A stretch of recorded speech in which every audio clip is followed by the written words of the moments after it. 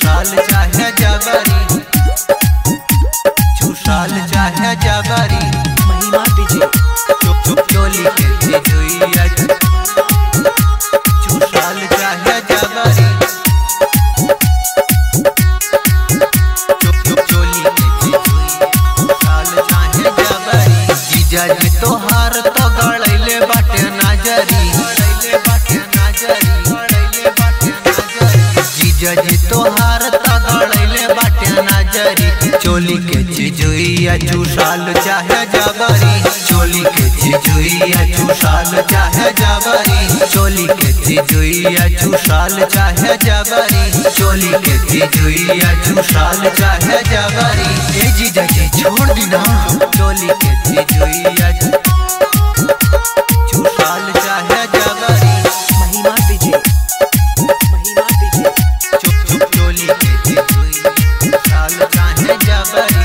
जब देखा तब चला आवे ससुरारी, बैठल बा माई कैसे दिहियों के गारी, माई कैसे दिहियों के गारी। तो माना कैसे करी जीजा हमारा पीछे पड़ल बा, कि लमहर ओकर देखी के हमारा जीवा डरल बा।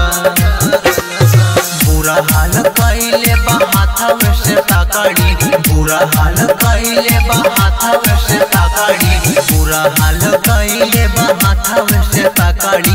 चोली के चिजुइया चूसाल चाहे जबरी, चोली के चिजुइया चूसाल चाहे जबरी। चोली के चिजुइया चूसाल चाहे जबरी।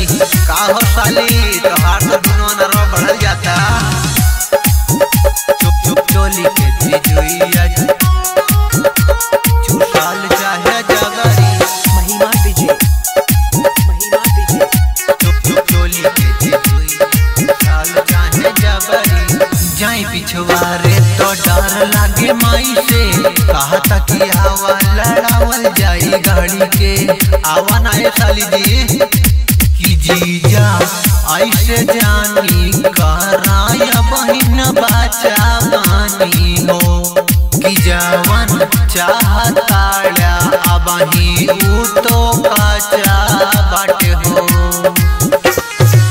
डलले बटियारा उझार के बगरी, डलले बटियारा उझार के बगरी, डलले बटियारा उझार के बगरी। चोली के चिजुइया चूसाल चाहे जबरी, चोली के चिजुइया चूसाल चाहे जबरी। चोली के चिजुइया चूसाल चाहे जबरी, चोली के चिजुइया चूसाल चाहे जबरी। ए जीजा जी छोड़ दी ना।